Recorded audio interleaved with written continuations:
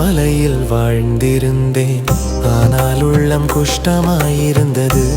அகந்தை என்னை கட்டியிருந்தது.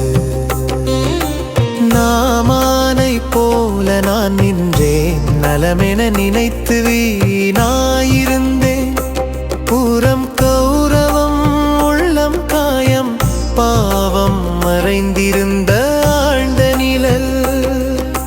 யோர்தானில் 7 முறை நீராடு.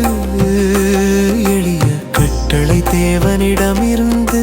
சடங்கு இல்லை, விலையில்லை, தாழ்மையே வழி என்றாரே. அகந்தை சொன்னது, இது போதுமோ, எனக்கென பெரிய செயல் வேண்டுமோ? கோபமாய் திரும்பிச் செல்ல நினைத்தேன். கிருபை வழியை நிராகரித்தேன். நான் நினைத்தேன் என்ற மனமுடையவே. தேவன் என் வழியில் வர வேண்டும் எனவே. அகந்தை என் இதயத்தில் அரசனாய் அருளின் வாசலை மூடியதே.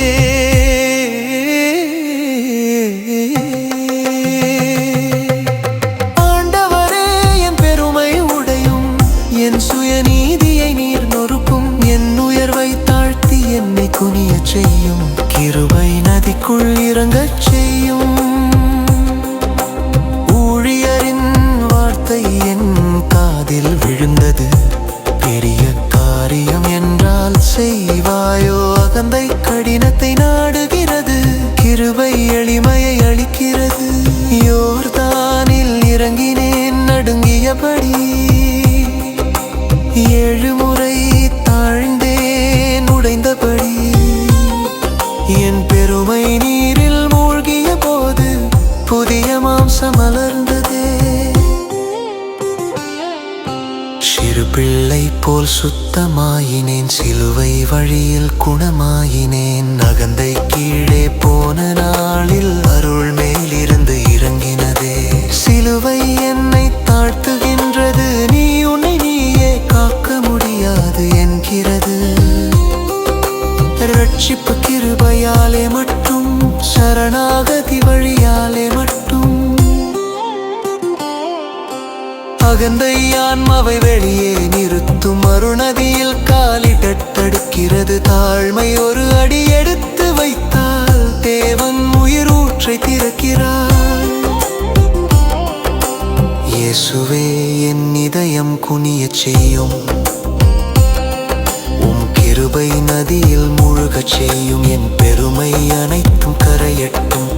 இரட்சிப்பு என் வாழ்வில் மலரட்டும். பதவி, புகழ், பெருமை எல்லாம் பாவத்தை மறைக்காது. ஆண்டவரே, இரத்தம் மட்டும் சுத்திகரிக்கும். கிருபை மட்டும் வாழ்வு தரும். அகந்தை காரணம் பலர் தாழ்வதில்லை. அருள் அழைத்தும் பலர் வருவதில்லை. ஆண்டவரே, கல்லான இதயம் முருகச் செய்யும். அருளின் நாற்றில் மூழ்கச் செய்யும். நான் தாழ்ந்தேன், நீர் உயர்த்தினீர்.